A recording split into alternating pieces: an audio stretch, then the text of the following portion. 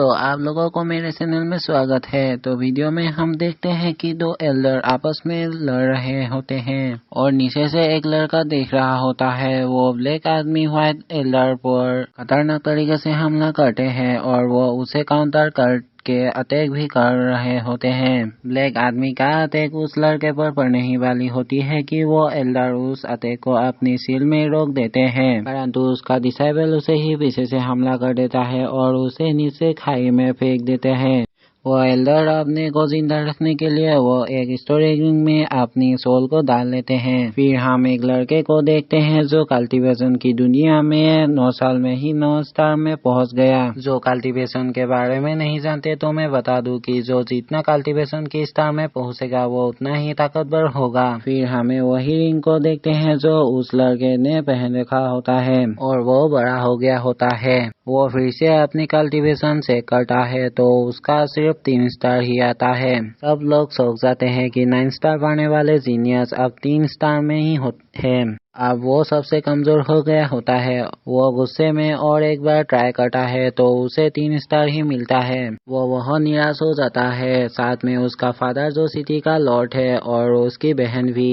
फिर हम रात का सीन देखते हैं जहाँ जीवेन जो हमारा मेन कैरेक्टर है वो रात में टहल रहा होता है कि तभी उसको कुछ एल्डर के बाद फादर के रूम से सुनाई पड़ती है कि तुम्हारा बेटा तो बहुत ही कमजोर है, वो आगे लॉर्ड नहीं बन सकता, इसीलिए हमें लॉर्ड बना दो। इस बात को सुनकर जुलियन बहुत गुस्सा हो जाता है। फिर सुबह जुलियन कल्टीवेशन कर रहा होता है और उसका सोल पावर स्टेबल नहीं हो पा रहा होता है। वो बहुत निराश हो जाता है। वहाँ एक नौकर आता है और बोलता है कि आपको फादर ने बुलाया है, तो उसे सुनकर जुलियन वहाँ चला जाता है। वहाँ जाकर वो अपने फादर को ग्रीट करता है।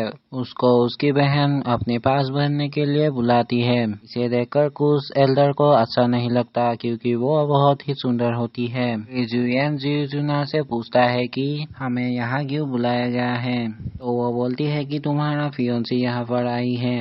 फिर उसका फियोंसी जिसका नाम नायान है वो उठती है और लॉर्ड को ग्रीट करती है। वो बहुत ही एरोगेंट टाइप की है। वो लॉर्ड को बताती है कि मैं ये शादी नहीं कर सकती, मैं इसके बदले ये पल लेके आया हूँ। उस पल को खाने से कल्टीवेशन को बढ़ाया जा सकता है। सब लोग पल को देखकर हैरान हो जाते हैं क्योंकि वो बहुत ही कीमती था और उस पल की एक साइड इफेक्ट भी थी कि उसे अगर अच्छे से नहीं ऑब्जर्व किया तो 9 स्टार वाले आदमी 8 स्टार में पहुंच जाएगा। लॉर्ड गुस्सा हो जाते हैं क्योंकि वो एक पल के लिए अपनी इज्जत नहीं खोना चाहते। वो पूछता है कि तुम क्यों शादी नहीं करना चाहती, तो वो बताती है कि मैं ऐसे कमजोर लड़के के साथ शादी नहीं कर सकती। साथ में वो उसके पूरे क्लाइंट को ही बुरा भला करने लगती है। तो उसे देखकर जुलियन को बहुत गुस्सा आ जाता है और वो उसको चैलेंज करता है कि 3 साल के बाद तुम्हारे और मेरे बीच फाइट होगी और अगर मैं जीता तो तुम्हें सबसे माफी मांगनी पड़ेगी और तुम जीते तो शादी कैंसिल हो जाएगी।